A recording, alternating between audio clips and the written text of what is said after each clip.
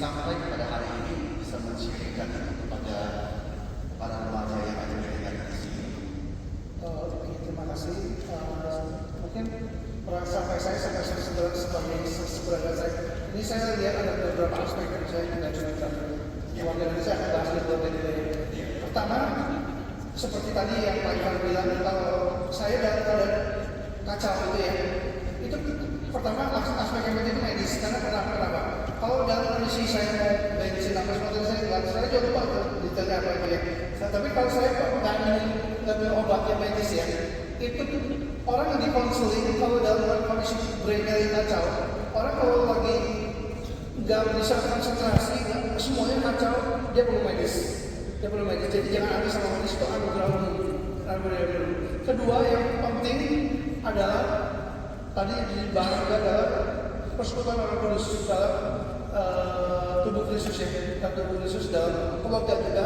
Nanti saya akan bahas dalam keluarga ya, dan dalam gereja dan sebagainya. Itu membuat saya juga bisa dikasihi dan diterima. Itu membuat saya bisa fight untuk kehidupannya ada pengharapannya, ada dikasihi dia ada pengharapan.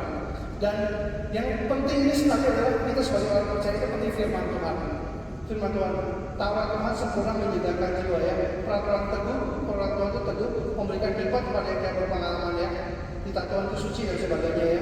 Dan dikatakan segala tulisan yang dirahmatan Allah bermanfaat untuk mengajar, menyatakan kesalahan, memperbaiki kelakuan dan berjibalah dan kebenaran ya. Kita kalau dalam pergumulan, saya nggak tahu di dalam adik-adik ada pergumulan dengan mental health atau teman-teman kalian yang bergumul dengan mental health. Yang jelas satu hal bahwa harus menggumuli bahwa firman Tuhan itu betul-betul penting. Kenapa firman Tuhan penting?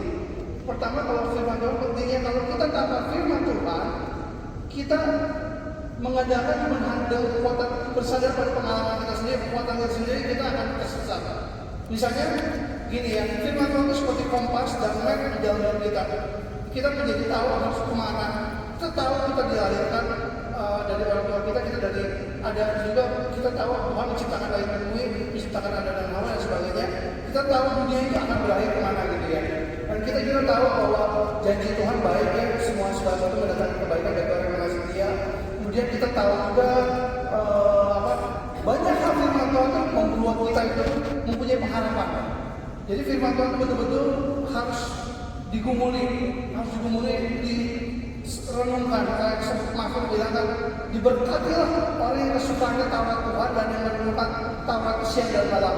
Kita mau diberkati Tuhan, mau berbahagia menemukan firman Tuhan. Nah itu firman Tuhan itu betul-betul banyak hal kalau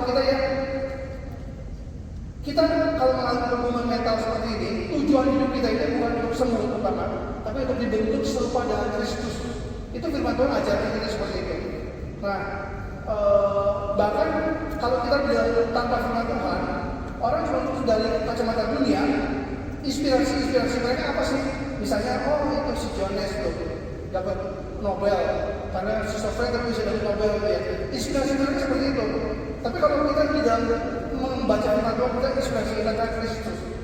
Kita memikul penderitaan, memikul salib dan menjadi serupa dengan Kristus. Bahkan kita pun bisa melihat contoh-contoh orang kudus, misalnya di dalam Popper, misalnya juga Charles Spurgeon yang berbuat dari Nashville. Itu kita bisa melihat sampel-sampel orang-orang yang mengasihi Tuhan, dan itu bisa kita lihat inspirasi bagi orang yang mengalami gangguan mental. Nah, jadi firman Tuhan sangat penting sekali, harus menemukan firman Tuhan ya. Nah, sekarang tentang ada satu aspek lagi tentang keluarga. Saya sharing ya, ini bagian poinnya ya. Nah, ini saya juga bersyukur ya, diberikan anak Tuhan, istri yang baik, dan juga dikaruniakan putri yang membuat saya semangat hidup juga gitu ya.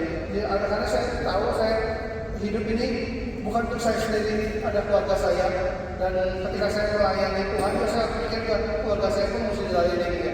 Istri saya sangat membantu saya ya, dan saya itu orang yang tidak berminat menjadi terhadap saya, terutama saya.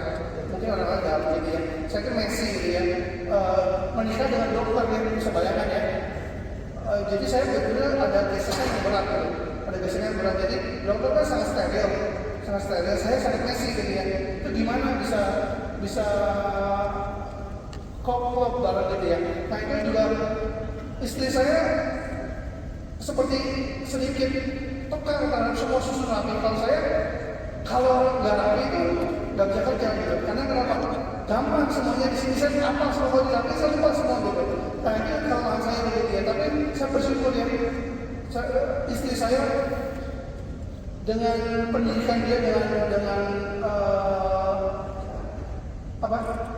Dia sebagai penolong yang baik membuat saya step by step bisa maju gitu. Saya mengakui peran istri saya sangat penting sekali gitu. Dan di bidang keluarga, kalau kita dapat pasangan yang sepadan, itu kalau kita mendapatkan istri itu adalah karunia Tuhan ya. Itu ada berkat yang Tuhan berikan bagi saya sendiri. Dari sini sekaligus